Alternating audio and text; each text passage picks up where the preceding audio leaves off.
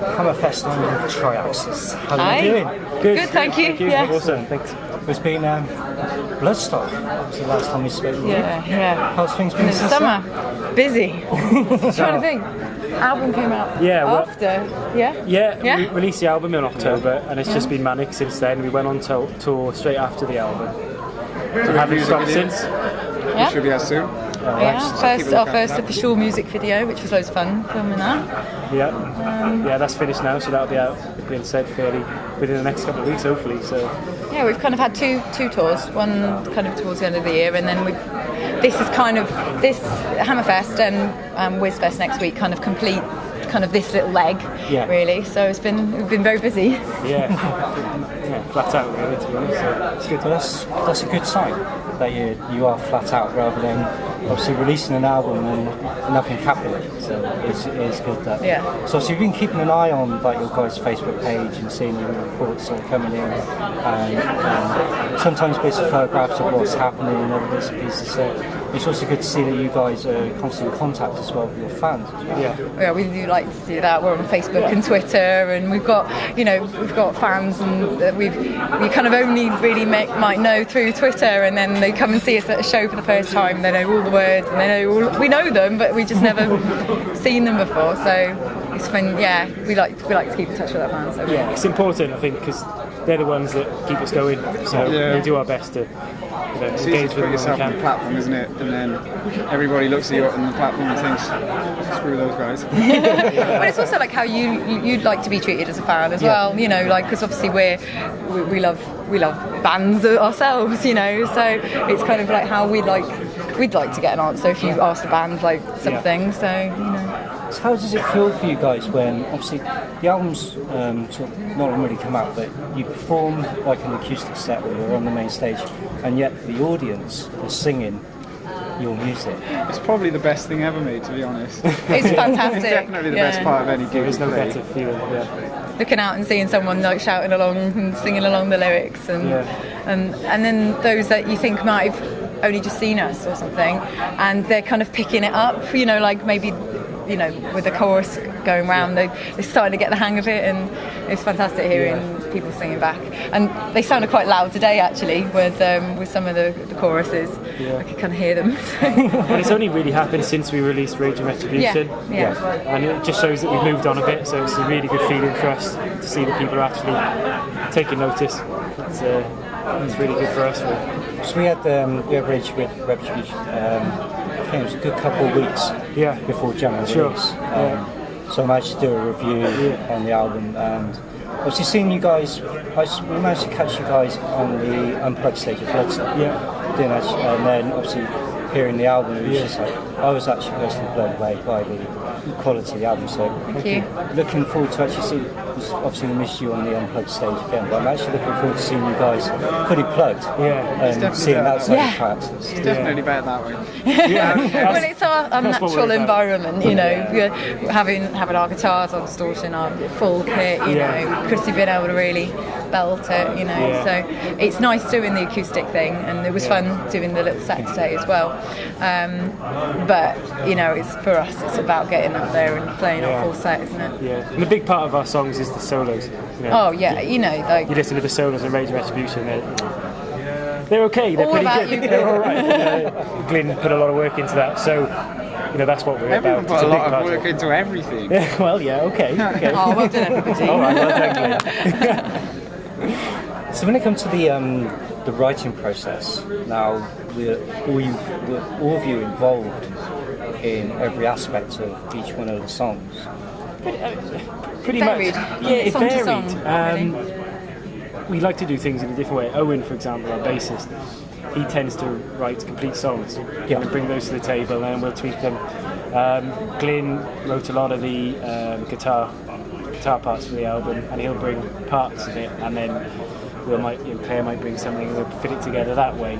So that's very collaborative, but so it kind of varies, isn't it, across the album? You've done some lyrics. I think everybody has contributed to lyrics on the album as well. Chrissy does like the lyric writing duties and the melodies, but I think it's good that we can all kind of step back and let someone else have a go as well, because then it truly is a Triaxis song rather than it's somebody's song, if you know what I mean. It's tough sometimes.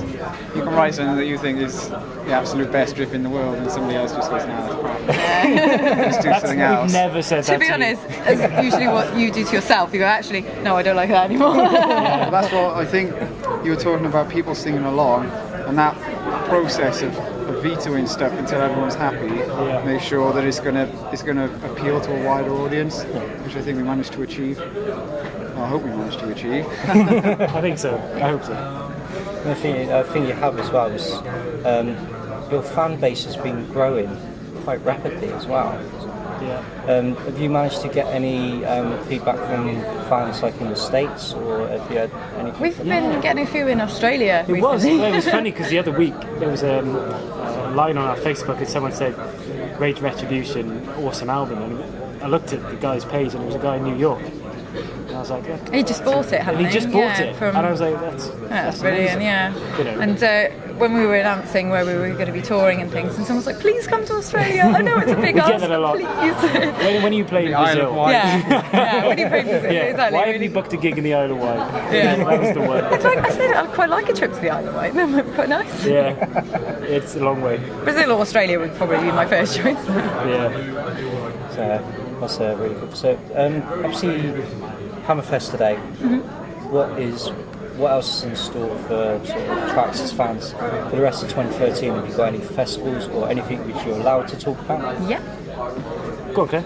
Well, You know next weekend we're in Belgium again. We're back to Belgium, and we're playing sold out with WizFest, which we've heard a lot about. We've got friends in other bands that have played WizFest, and we've heard a lot of good things. And Wiz himself, the organiser, is fantastic. So we're really looking forward to going back out to Belgium, and this lot are looking forward to drinking the beer as well.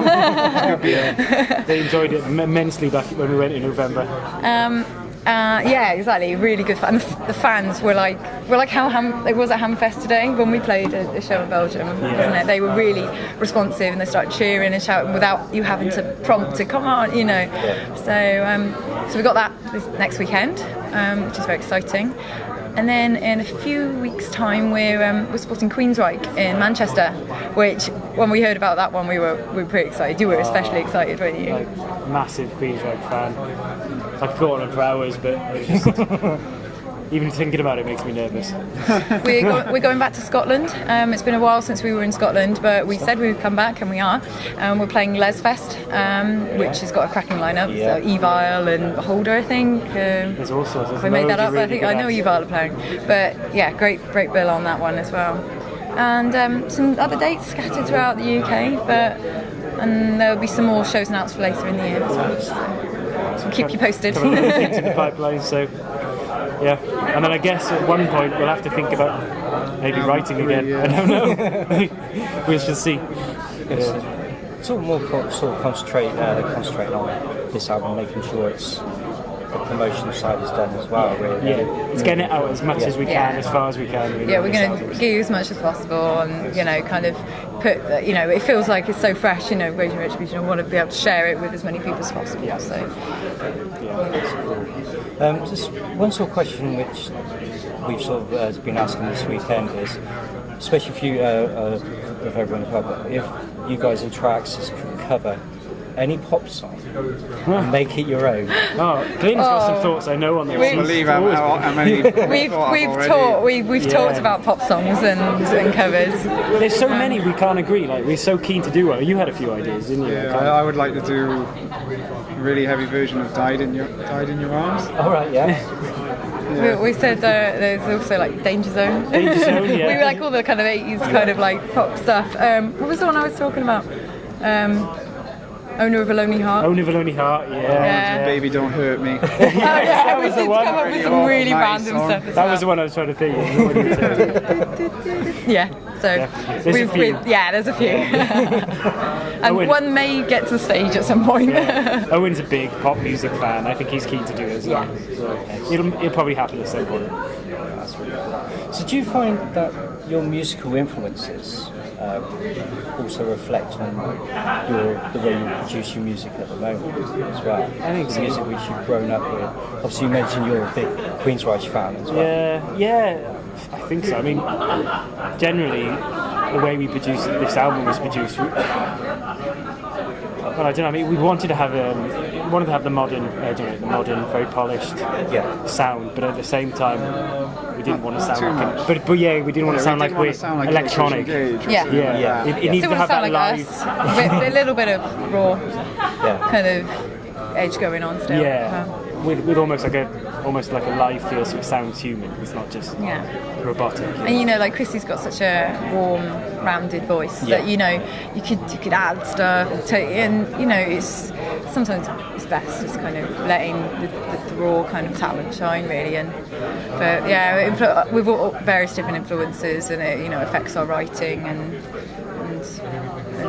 the final kind of complete sound of Triaxis really. Yeah. I think we're very particular about the way it sounds, because especially Glyn and Owen come from a music technology background as well. So very much we have definite ideas about how the album wants to sound, and that's why it took so long to finish it. It took so long to finish it. Pulling our hair out. It was tweaked until we were happy, basically. So. Mark was from the label was breathing down our necks. When are you gonna finish it?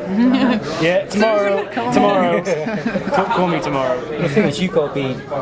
It's not just the label that's got to be happy. It's yourself that's got to be happy with the finished product. Because if you release something and you're not 100% happy, you're not going to enjoy performing live. No, absolutely. And listening to the album yourself, I hadn't listened to the album for quite a while really, because when we were going through the recording and post-processing and everything, we heard it to death, you know what I mean? Yeah. And I had it on in the car the other day, and I was like, oh wow, I was really kind of pleased, and kind of hearing the songs so kind of exposed, and I feel like we were all very pleased with how the album came out in the end. So obviously, you mentioned a couple of obviously tours which you've got coming up. You mentioned the obviously Queensrÿche with the Bloodstock last year, HAMMERFEST this weekend. But as Triaxis, if you could play in any venue, anywhere in the world, but you were the headline act, who would you have on the bill with you? Oh, blimey. I have a feeling. I have a feeling that you might have asked me and Chrissy this at Bloodstock. So I wonder what I said then. What would you have? Iron Maiden support. I love Blind Guardian. Yeah. I would be happy with that lineup, Glyn. I gotta be honest, I'd that's agree fine. with that. I think for me it would be Maiden and Iced Earth, or maybe stick Megadeth in there as well.